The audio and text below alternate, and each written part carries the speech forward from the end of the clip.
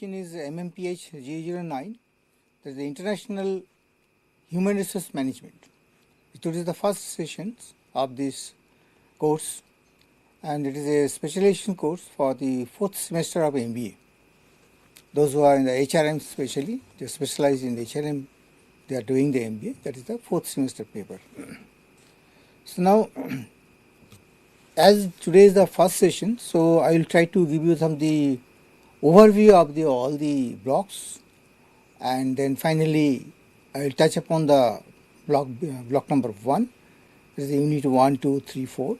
Block number 1 is contain 4 units. Introduction to International HRM, and unit 2 is your social and the cultural context of the HRM, and 3 is cross-cultural diversity, and 4th unit is a strategic HR management in international context. Similar way, the block 2 is also there. There are also 5 units. Again, it is basically the purpose of your practices. What are the different practices in the international HRM context? So that is different. There is staffing, then recruitment process, and even the performance, training and development, international compensation management is another big issue, and then your international career management. This is the second block contained in this area. And block number 3, it is a behavioral dynamics of the HRM. There we have to discuss in subsequent sessions. That is the leadership and the motivation of the global context. High performance work systems. And block number 4, the last block, is the issues and the challenges. What are different type of issues and the things. International and employee relations, HRM trends and the challenges. Now see here, actually see the structure of the units, where you have to learn see the introduction of the HRM, international HRM, definition of the human resource management, then differences between the domestic HRM and the international HRM, and different approaches of the IHRM, activities under the international HRM management. Then you are understanding the culture and its impact of the HR policies. So this is in total the structure of the units. Now Jack Welch, a notable former CEO of General Electric GE, is often quoted saying that organization must either globalize or die. It means you have to survive, you have to competitive, you should have some competitive natures, and you have to adapt all the to survive in the market, global market as such, and with the latest technologies. So first of all, it is better to know understand the importance of the basic international HRM terminology. So there's a lot of terminology will be there. Multinational corporation, that is MNCs, which in short. Then your transnational corporation, that is your TNC.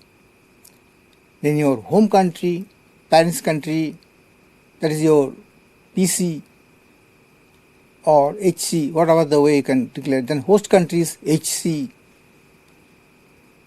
and parent country nationals, home country nationals, PCN, like this way. You have some of the HCNs, TCNs, third party nationals, tertiary, sometimes you can say that third party nationals. These all are the basic some of the terminologies. The fundamental objectives of the international HRM is to acquire the upper hand of the competitive advantage through the recruiting and expanding the employees' abilities, effectiveness, and efficiency. The end goal for an organization is your customer satisfaction. That is the ultimate aim. the customer, how to satisfy the customers, and the market leaders' positions, where you are positioning of the company, so that effectively you have to utilize your resources. It also includes the additional features such as dispute resolutions between the domestic and the foreign employees. Normally it is happens sometimes. What are the ambiguities? And the cross-culture management at different levels, and corporations and cooperation between the domestic and the foreign employees. These all are the basic area where as a HR manager has to look after.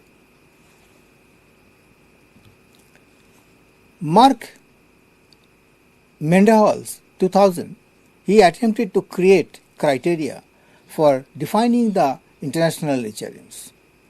Here are some of the requirements. HRM activities address matters carried out cross-border or at location other than headquarters in the home country, other country in the sense where you likely to be set up your business. So international HRM, it addresses the linkages and synergize between the organization's HRM activities and the foreign environment in which it operates. Some linkages, some link up, some relationships has to be built up. HRM is elusive of HRM studies.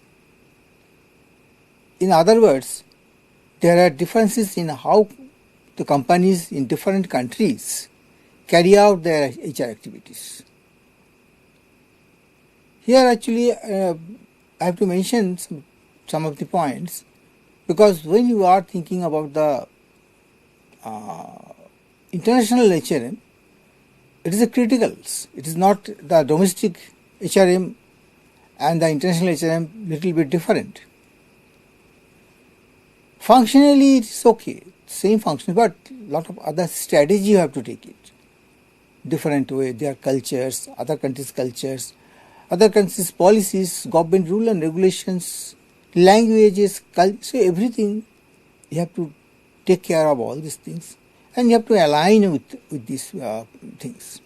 So that's why the domestic HRM and international HRM, some differences are there. That we will see in the subsequent slides.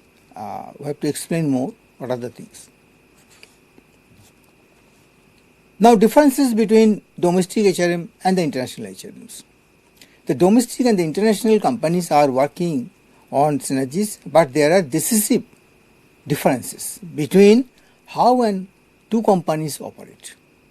So, some type of decisions are to be maybe different because the situation is different, attitude will be different, value system is different for the other countries and cultures. So, altogether, you have to see and you have to better know all these things.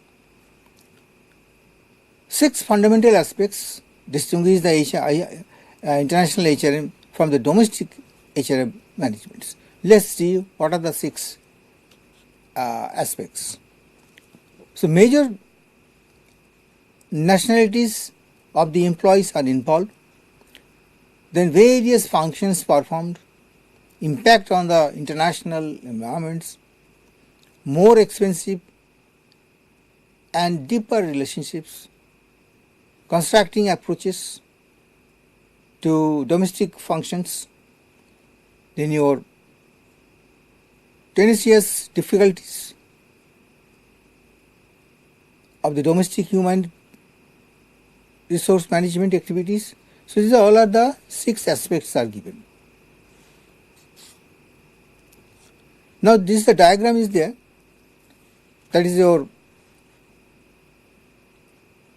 international human management, what the weight is related to align with the others or integrated way. Wider nationalities, different nationalities are there, broader relationship and the complexities. because what about the domestic? In case of domestic, maybe the complexity can be resolved very easily, and it is aware of what type of culture, what type of problems may arise by the past experiences and the pattern of our culture patterns in the different states within the country. It is all everybody knows, and very easily you can tackle it based on these experiences and what are the data available. But in the case of internationals, we don't know their cultures and what the way their satisfaction levels. So relationship is one of the very important part, and that thing you have to broaden it. Then influence of the international environment, because their environment will be different. So environment is one another of the parameters, we can say it. Eroding complexities of the HR activities. Then your variety of the functions. There are recruiting, training and development, and all functions are little bit different from the domestic to internationals. Different approaches for the function may not be the same approach, may not be applicable to the other countries, where in the domestic sense. So that things are to be considered when you are planning to something to depute or set up some of the department and the office complex, and before deploy to the employees to the other countries, and you have to have that area to be looked after. Now international human resource managers perform the same functions.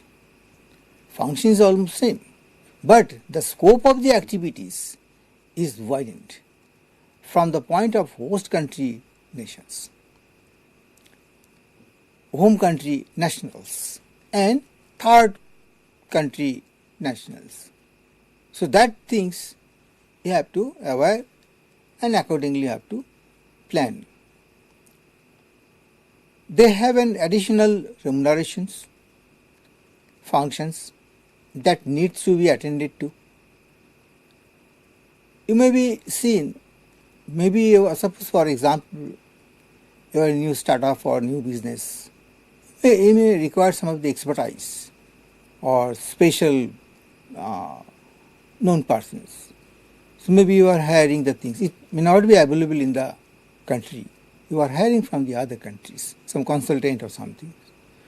So their salary structures, their payoff, compensations definitely will be different. Maybe the same experience, same length of experience or qualifications you are getting here. Whatever the salary package is there, it may not be sufficient for the other countries' personals. So that part also you have to see it. So some differences will be there. So remuneration package accordingly you have to fix.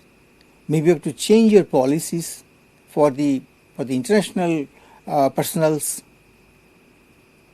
It may sometimes record because it is totally new technology. Suppose you are adopting totally new technology.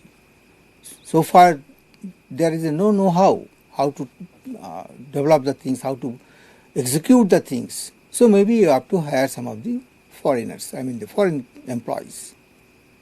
So that time you have to see their package, their policies, where they are working, what type of salary they are earning so far. So we have to compensate the things. It means exchange rate, the neutralizations, international market allowances, and tax adjustment are some of the HRM activities. It is very important. Even though it is I can say it is glamorous, because tax adjustment are lucrative, because when the employees see, there is no tax burden. Whatever my earned money, I can save it, I can send to my country.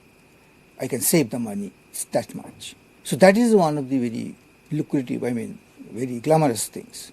So package discussions. Now we have see some of the chart where the domestic HRM and the international HRM, the differences, where it is there. Deals with the employees from one country or a single, that is your domestic. Internationally, as such, agreements with the employees from the different countries and multiple races. Then another point is, as it deals with the people from a single country, the employer doesn't have to make much effort to understand the employee's culture.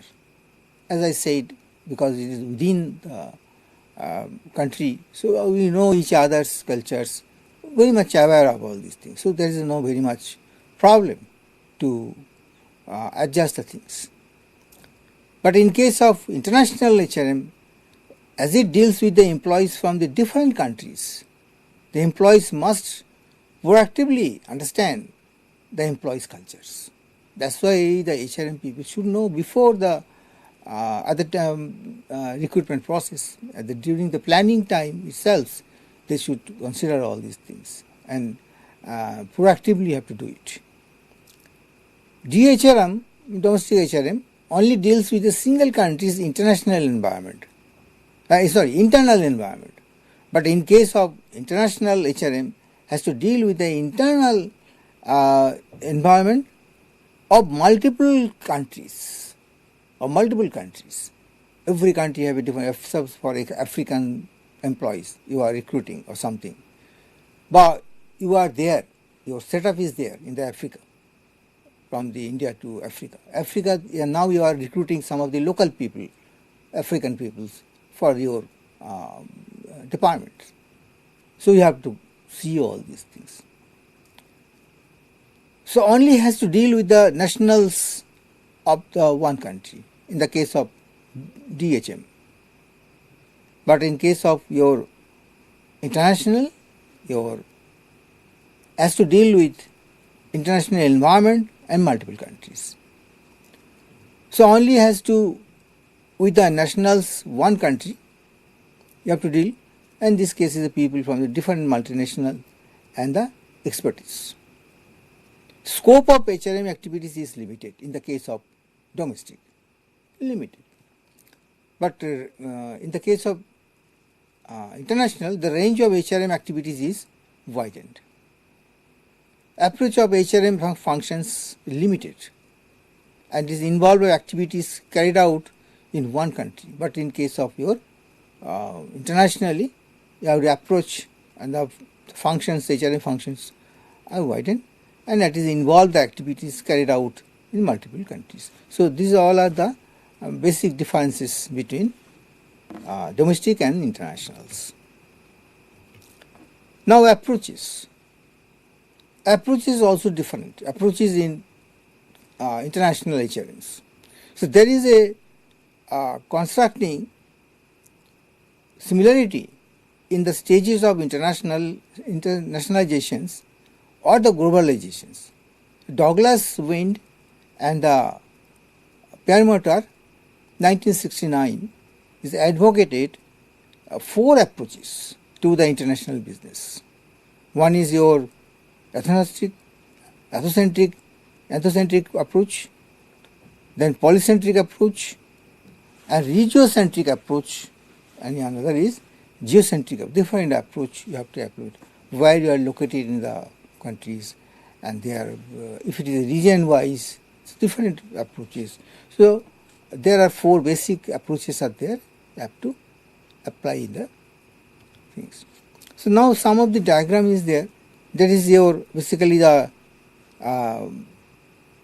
ethnocentric centers organizations, where you see the managers, and then after that assistant managers.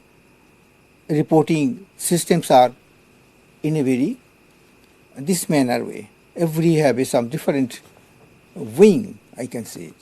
Assistant manager North India, then your assistant manager South India, and assistant manager export, they are reporting to manager marketing. Similar way HRM, again there are assistant HRM but different north, south, like this way. They are directly reporting to this way.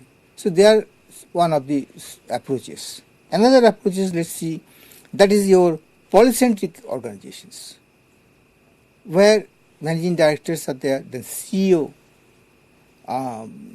in the foreign subsidiary, suppose some subsidiary is theirs. Now there all the managers, I mean R&D, finance, productions, HRM and marketing, all the managers are directly reporting to managing directors. So that is polycentric type of diagrams, organizations. Now another is your regiocentric organizations, regional wise. Means here the your managing director will be there, CEO subsidiary, and then country wise. When a different region means in here actually we are talking about the international. So that's why the country 1, country 2, country 3. There are different countries, different marketing divisions are theirs, and they are also linked with the CEO and the CEO subsidiaries. Everybody have a different CEO, and they are directly reported to the managing director of theirs. And in the below level there, again the same thing. There's managers, finance, productions, resources marketing. This is different structure. I mean the approaches.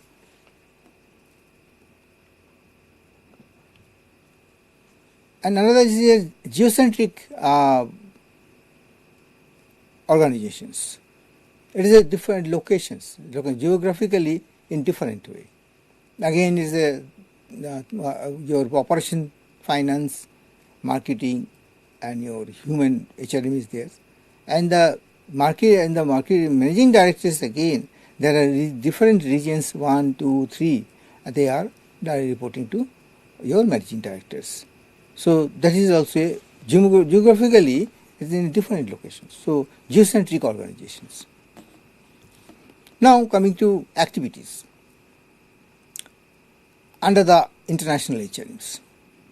What are the activities? There are one your HR planning, then your international recruitment and the selections is another area, and different policies to be there. Training and development, or also you can add it some here, some of the R&D, research and development is also. Then your expert remunerations, different expertise, what type of salary should be there. That is one of the activities. Performance appraisal for the expertise, because it will be different. Domestic personal appraisal systems will be different, but when you are talking of the foreigners, I mean the other countries' employees, their performance will be different. So that is the way the structure of the appraisal systems to be made by the discussion of the and their systems, where the employees, what type of work they are doing. So it is a very tricky job for personal appraisal systems. Then repetitions, when after the completion of the job, when they come back, how to replace them, how to reuse them, where they have to put it. So that is one of the area. So this is all other activities as the HRMs, because most of the units are there after the trainer, after completion of these particular times, then they have to come back and they have to how to their utilizations and where they will be posted, or they have to again deploy to the other country or not, or maybe in the home country, they are out, what the way it will be adjusted so that their potentiality, their experience can be retained. So all these aspects are there. Now understanding the culture, that is one of the very important. Multinational companies face many problems while conducting their business in different countries due to the culture differences that arise while they are operating in a foreign country. Culture is one of the very important part. Its coverage and the determinants, lot of determinants are there. Culture factors basically your knowledge, benefits, beliefs, values, and different levels. You have to. Then attitudes, one of the points. Then behaviors. So all are. If you elaborate it, I mean, you have to think about it, and what are the best things to be adopted. Before the things, you have to understand the culture. That's why the unit name is understanding the cultures. Then better way you can take some good decisions. Culture and its impact on the HRM policies. What type of impact will be there? The culture has a significant impact on the HRM policies and the practices. The impact of culture on HRM policies and the practices, impact of training, impact of compensation and the rewards, impact of personal performance evaluations, impact on HR priorities. So there are different areas where the chances of impact will be more. This significant area. Because if the, for example, suppose if the culture is not adopted, some problem is there. The employees are deputed in France or German, but they are not that much acquainted with the familiar with the languages, local people. The building up the relationship with the local people is not possible. Then maybe it will affect your business also. So you cannot sell out the things. Those are especially for the marketing purposes. They has to have a good knowledge in the language powers. They should know the local people's attitudes, their satisfaction levels, what they need basically. So that's why the culture is one of the important part.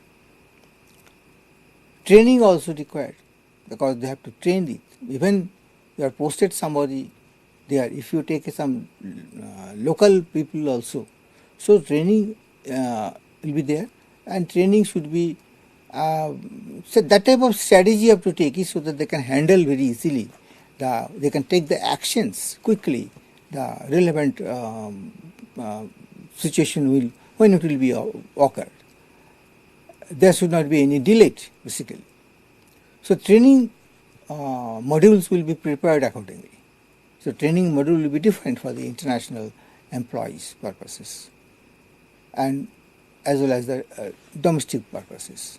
It will be really different. Impact of the performance evaluations, because the evaluation systems in our domestic system, they are mostly quarterly or half-yearly or maybe annually, where just see the target has met or not, where the shortfalls and what type of action to be taken. So based on this performance, you can judge something, and you're grading this way. You are just some of the grading we can put it, yes, a grade or big, excellent, very good. That is the way performance are these. But when you are talking about the other countries' activities or performance levels, maybe you have to revise some of the appraisal systems. May not be the best fit for the which we have already in the running in the domestic field. So that another aspect is. Otherwise, there will be conflict, because the nature of job is different, area is different, culture is different. So you have to see which the target they are doing in the own country. Maybe within 3 months they are executing the things. So sometimes it may not be possible. Some of the other regions in the same time frame cannot be possible in the other countries, because their environment is different, their culture is different, weather is also adaptations, and local policies are different. So all this part of the performance cannot be standardized, basically cannot be standardized just this way. So that's evaluation, basically it will impact sometimes. And priorities also as such. Now some of the relevant questions are from this assignment, from these units. The question may come like this way. That is, define the name, the characteristics of the international human resource management. That is the questions. What are the similarities and differences between the domestic and the international resources management? It is the type of question is differences But where some of the things are similarities, some of the things are not similarities, you have to identify the things. What are the different approaches to international human resource management? There are already different approaches we have discussed already in earlier slides. Different approaches are there, depending on the country situations. List the different activities that fall into international human resource management. The different activities also there, that also we have discussed. And the last, what are the cultural factors responsible for the behavior of the humans? Because you see, if suppose you are not convincing or not communicating the people in proper way, so there is some misunderstanding, it may be affect your day-to-day work also. You are saying something in as per your own knowledge, but other end he has not understanding fully. So there will be some behavioral pattern will be changes accordingly. Maybe he is not belief or may not be trustful, or that things are deteriorated sometimes. So cultural factor is also there. Maybe his regions is different, his belief system is different, his value system is different. So all together you have to see somewhere to make some fine line how to manage all these things. So that's why you have to require database, inputs, analyze the things, and make a pattern. This is the things are yes. And by the discussion also, so by the joint discussion also, you can have a better idea what they actually want, what the needs for these things. So that way you have to make some team building are also required by the joint discussions. Now coming to second unit, that is your social and the cultural context. Some of the things are almost similar to earlier, which I have already said right now. So on top of this, now another some of the more area we have to see. Defining the culture, then your cultural differences and the cultural sensitivity. Cultural perspectives of the management, theories, different theories, and cultural convergence versus the cultural divergence. So now, social and the cultural factors vary across different countries and part of the globe, as we know, because culture is different. Now culture is a group level phenomena, and culture is generally comes from the climate and economic conditions of the geographical areas. We have a different geographical areas, so their culture is growing in this way, where they are born and brought up, upbringing of the humans, accordingly the culture is also parallelly developed. A set of traditional beliefs and the values shared by a particular society, because when you are talking about the societies, what type of beliefs, the traditional things, some of the recital some program things are there, everybody are maintaining these things, so belief systems are developed in this way, and we are giving some value systems also. What the things are, we are giving a value for the senior persons or maybe the old person. When I see, for example, namaste, how are you? But in the other country, it may be a different way. That's really affecting the relationships also. For example, in the USA, normally the employees, their culture is just simply formal. Hello, how are you? Thank you. That's all. Then they have to start their own work or something. They are not more involved. This is like sometimes conservatives can say. But in the Japan, it's different.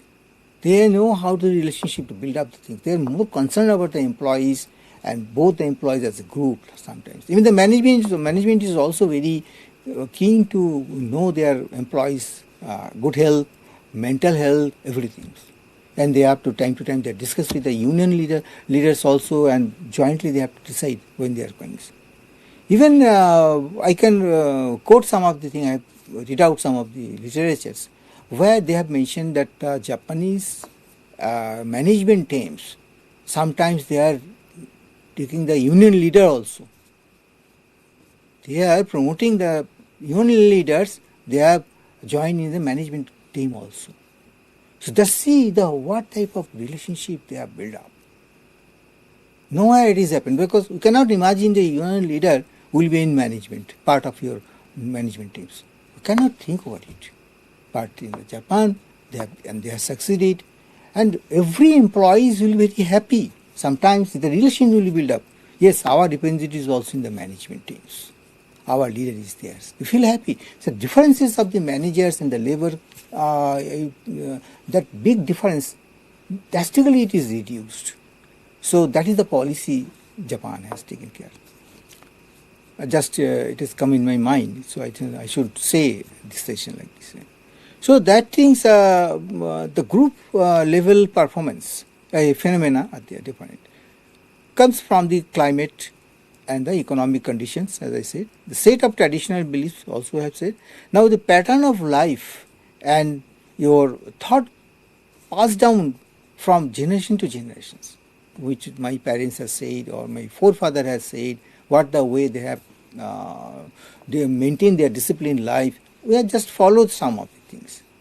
So then different norms, customs, and our social systems, values, arts, everything are based on your generation by generations. It is coming up.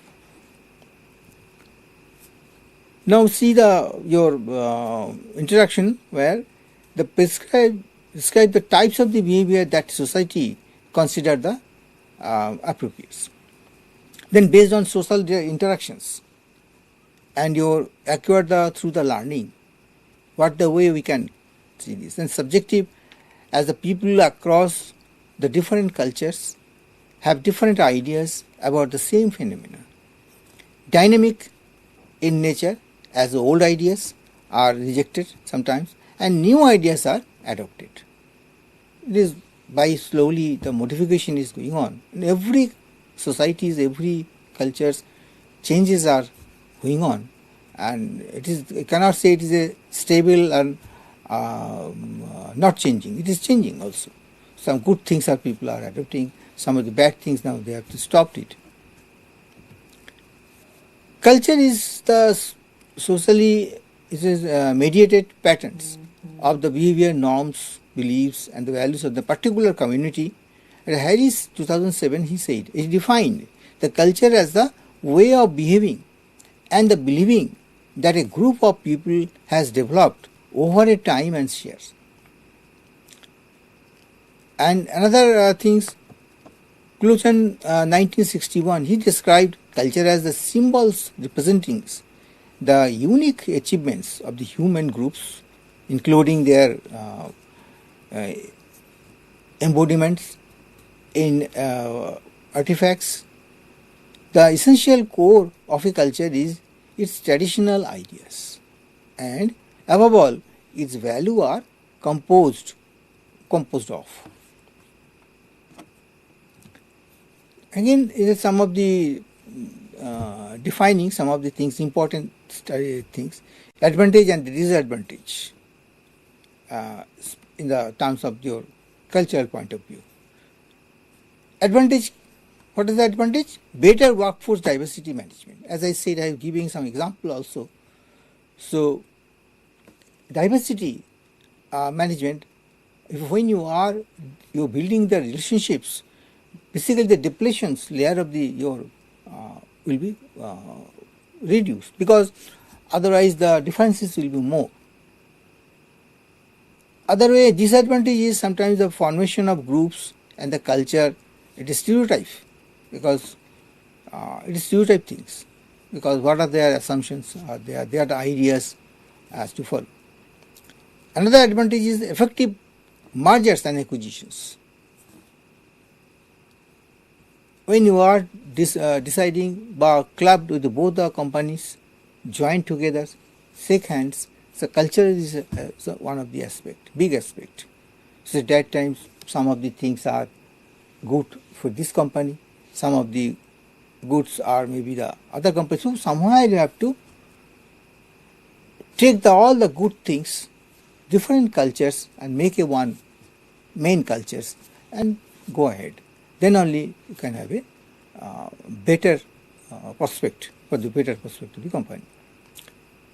Disadvantage is developing the inflexible and the rigid perception. Sometimes it is also there, very rigid of the things. No, my culture is good. I know everything. It is right path. So that type of things may be sometimes problems. Effective management of the human resource at home and abroad. So effective management, because if you the culturally, if it is a good, if you all the inputs you have, you know the patterns. So it is a great advantage for effective management. So the better way you can handle the human resource. What are the resources you can optimally utilize it, and with a very trained way, because you know everything. All the things you have aware of all these things. Better way you can perform. In the disadvantage side, tendency to categorize and extragate the influences of the cultural differences. So that is this side, negative side, but it may not be affect very much. So this is some of the comparisons, because advantage and disadvantage comparisons are there. Now culture diversity in the workforce can result from the individual practices, values, customs, or the convictions regarding the race, age, nationality, regions, or the gender orientations. Culture sensitivity, it implies being able to learn from different people, because you have to very curious of the other languages, other culture things. You should have a very sensitive, even when you are talking to some of the different culture peoples, you have to be sensitive, you have to responsible, you have to take it. What things, word, even sometimes the word is very important. You have to communicate in such a way. So that's why the coming is sensitivity are there. You have to make a sense what you want to say. Then only culturally you can develop the things. So culture sensitivity is essential, and it's sensitize individuals with the concept of cultural identity, cultural appreciations, and cultural differences. So this is the parameters, or we can say the determinants of the cultural sensitivity. That is your identity, appreciations, and the cultural differences. The different cultures lead to diverse knowledge, competencies, perspectives, and the ideas. So we have to synergize all the things, and that type of strategy is required for fulfill the for development of the cultures. Now Hofstede makes two significant proposals on cultural perspectives of the business and the management. In 2001, he says, and Tom Pennetts and the Hamdens Turner, they are 1997, they have also said. These perspectives, what are their observations in the cultural point of view? Social and the cultural context of the international HRMs deeply encouraged values in a group of the individuals, and you have to deeply see and energize the things accordingly. Then systematically varying in the societies, and conditioning practices and the policies. You have to put sometimes in different conditions and see the situations, what the way they are behaving or not is really as per the objectives or not, what the way of set it for these things. So that things are also by practices, you have to see it, and accordingly you have to make some policies also. Now as per Edwards and the Rees 2006, the national culture of the host countries and the parent countries of the farm can influenced by. So there is list of some of the things are there. That is your attitudes in international negotiations and their outcomes. Then international mergers and the acquisitions. This is one of the influenced area. Outcomes of investment, trade, and ownership within the organizations. Idea of descriptive justice, appropriate compensations, benefits, and the rewards. Centralizations and the hierarchies within the organizational structures. That is one of the main points, because if the structures positions are not defined, and what type of responsibility tasks is there, then manager subordinates relationship dynamics. That is also important, because they should daily basis what the way they are talking, the culture they have to, and certain levels. They should have certain levels where they can match the same frequency they can discuss. And whatever the instructions or maybe the feedback or maybe any ideas, so very cordially, very cohesive way they have to discuss it. So concept of the performance management, talent management and talent development. You have to search it, where your talents are there. The potential talent you have to identify and train them and to manage the things there is. And at the same time you have to retain the employees. And if you identify some of the talent people or talent are theirs, how to promote them, how to deploy in the research and development purposes so that they can explore their potentiality in very long terms. So that is things are there, very important to see. Then concept of the performance management. Okay, now recruitment and the person's organization fit. You have to focus on during the recruitment. You have to see when you are recruiting somebody, that person is really fit for your job or not, which you have at least very closely, which you have responsibility is already listed. Yes, this experience, this qualifications, and during the interview you have to judge it. Yes, it is almost closer to our expectations as per the which we have already formulated for this position, this post.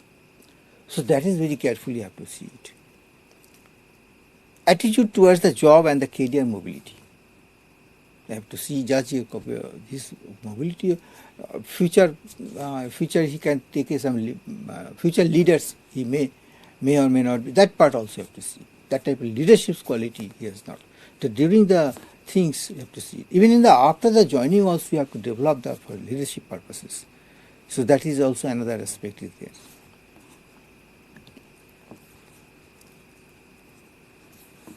In 1997, he provided a well-defined meaning of the national culture, that is your NC in short, as a set of beliefs and the values and the distinguished people of the nationality from those of another.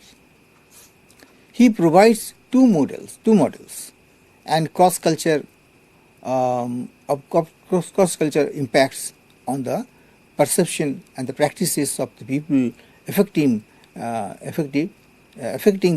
international HRM policies. So he has two models he has developed. Basically, there are two models for the developed. Through this way, you can cross-cultural impacts that can be reduced. One is your onion models, another is your cultural dimension. There are two models he has developed. Now, you see, there are some. This is your basically the onion models. Just one by one layer, different layer is there. One is the symbols layers, then your assist layers, then your residuals layers, and finally the practices and values in the core area. There is a values are there. So that is one of the way the different models. First you see the different layers. You have to judge it and see their values. Or if required, you can modify the things accordingly for the employees. This is one sort of theories and there's layers. There's, you see the surface layer, as you see the diagram, the surface layer is basically the outer layers, where there are readily observable things. Skin of the dressing is looking, and what type of these architectures, customs, body movements, gestures, then greetings, what the way is greeting or not, and gift offering. So these are all basically outer levels. Then after that, the hidden culture middle in the middle level, hidden cultures, where there is the values, regions, philosophical thinking, views, and his rightness. So by the discussion only it can be possible to know. So by discussion, by meetings, and by the talking, the culturally you have to see what's value of this. And lastly, the last values, these are your core values. What are they? That is your invisible or implicit cultures. That is in the core.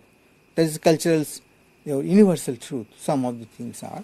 So this is the way onion models are described. Now another your 6 dimensions of the your implications, as you saying, and the cultural dimensions. Then there are your power distance, individuality, your tolerance of the uncertainty, and your masculinity versus your femininity, long term versus the short terms, and your indulgence of the and the restraints. What type of yours? So these all are the your cultural point of view. You can analyze this. These are some of the models. Based on this, you can judge the things. This is a theory. It helps to basically address the cross-cultural behavior, to know the better way, and finally your interactions between the geographically boundaries. Why it is needed? Because internationally, when we are talking of the international HRM, so definitely all this area are to be take care, and during the recruitment process also you have to ensure that this type of people, culturally good people, were recruited, and definitely you can manage the company in a very smooth way, seamlessly you can do it, and productivity will be increased because he knows all this. This culture is good. You can manage the systems. So that is the basic idea behind it. So all these modules are to be important. Now, what are the things already? There is a power distance index that already diagram is there. Same thing as written here actually. So I can skip these slides, already we discussed. Now here the globe models. The globe is an acronym of the global leaderships and the organization's behavior effectiveness. So it is a multi-year is the large scales and cross-national study across 61 countries. So this explosion of the program was contributed in the 1991 by Robert J. He has placed these things, and he has already different business college of Peninsula.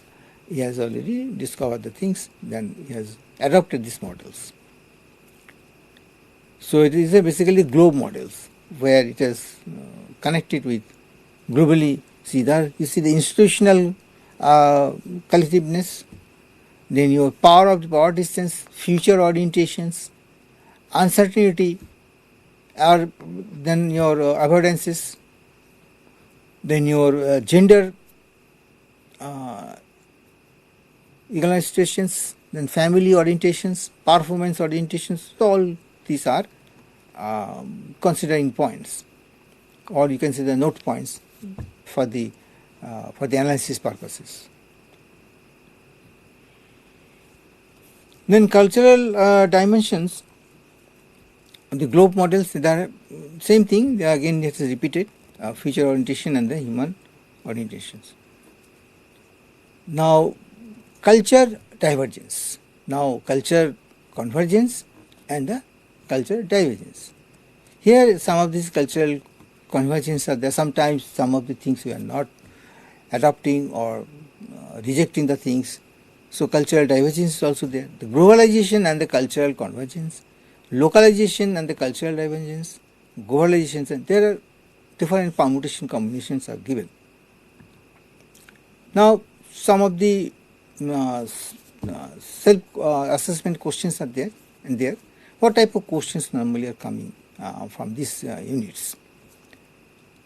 What are the significant advantage and the disadvantage of the defining the cultures? Then questions may come from there.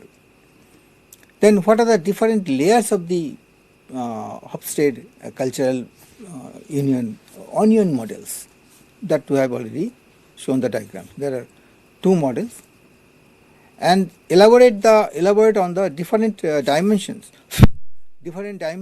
of the cultural dimension models. And then what are the different dimensions of the your term and cultural model. There are so many models are there that we have to go through this. So now I can now recap the some of the things which I have already discussed right now. So in the first unit, normally we have discussed about the international HRM different functions are there, how it is different from the domestic HRM and the international HRMs. There you see the recruitment and selection, they are also already, we have to take care about the candidate, his qualifications, and that should be more closely to our purpose and what are the job requirement is there. Then development and training is one of the aspects. We have to train and develop should be at par with the other countries' systems. So development and employees can be treated as a special field of the human resource management, and that includes the planned individual learning, education, and your organization development, career development, and finally training. Performance evaluation part, really it is very difficult sometimes. Not in the same as domestic, internationally have to see it. So performance evaluation is the most frequently carried out for the administration and your development intentions for the intentions. So for administration purposes, performance evaluation is called when the decision is one of the work conditions and the employees, different promotions, rewards, and even in the layoffs of the nowadays, you see the layoffs are also going on. Most of the companies, they're thinking how to cope up this AI, artificial intelligence things, and they are compulsory training program was there, and those who are not able to learn all things, they have to maybe the different work, or maybe they have to lay off the things. So because a lot of investment is already done by the company, and globally they have to compete it. So that is their strategy actually. So that's a continuous process of learning, and your development is so far it is required. Then remuneration, as I said, the remuneration is one of the best things, important part, because you have to feel happy your employees. So decision of the employees make concerning the remunerations as a factor, impact of the expenses of the company, as well as the ability to selling and the product of the competitive price in the market. So I think this is the way I can now finish up my sessions, first sessions. I think now it is almost, and in the second unit again we have more emphasize on this cultures, because when you are talking with the international HRM, so culture is one of the main things. So diversity management, cultural diversity management is one of the big issues, even in the domestic and as well as the international things. And so that's why ultimate idea is the human manpower, the resources are to be utilized very optimally. You have to utilize it very sensitivity way. We have to utilize it so that our continuous productivity are to be improved day by day. So okay, I think now thank you. We have to meet with the next sessions. Okay, thank you.